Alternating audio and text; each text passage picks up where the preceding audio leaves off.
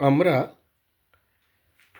বিপিএলের যে ইসিজি মেশিনটা দেখতে পাচ্ছি সেটা কিন্তু যে মডেল আছে দেখো,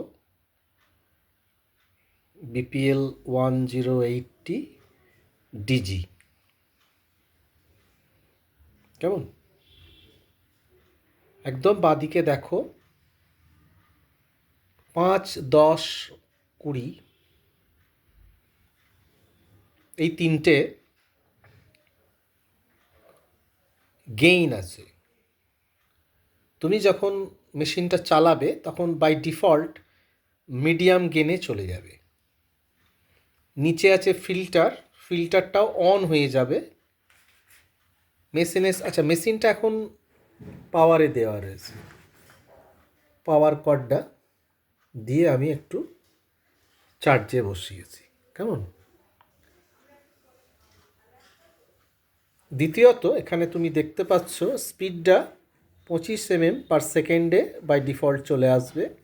স্টার্ট স্টপের সুইচ, তারপরে হচ্ছে অন অফের সুইচ। এখন চার্জ আছে বলে চার্জের এটা ইন্ডিকেটারটা দিয়ে রেখেছে। আর ওপরে দেখো যে লিডগুলো আছে 1, 2, 3, এভিআর, এভিএল, এভিএফ, V1 থেকে V6, ওটা ভিতেই আছে। ওটা পজিশান চেঞ্জ করে করে একটা করে দিলেই V1, V2, V6 হয়ে যাবে। যাই হোক, এটা হচ্ছে অ্যাকচুয়াল বিপিএলের একটি বেসিক মেশিন, কিন্তু খুবই ভালো। শেখার জন্য তো ভীষণই ভালো। এবং এটার সাথে একটা কর্ড আছে, সেটা হচ্ছে ইসিজির তোমার রিডিং নেওয়ার জন্য। ইসিজির একটা আলাদা কর্ড আছে, কেবল আছে, যেটাকে ইসিজি কেবল বলা হয়।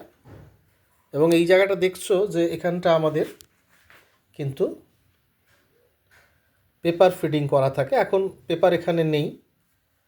আমি যখন তোমাদেরকে ইনস্ট্রাকশন দেব তখন ওটা খুলে দেখাবো যে ওর মধ্যে পেপারটা কিভাবে ফিট করানো হয়। কেমন? যাই হোক, তোমাদের প্রাথমিক পরিচিতি করিয়ে দিলাম। এই পর্যন্তই আজকে থাকলো। পরবর্তী অফলাইন ক্লাসে তোমাদের আরও ডিটেলসে আমি বিষয়টা বুঝিয়ে বলবো। কেমন?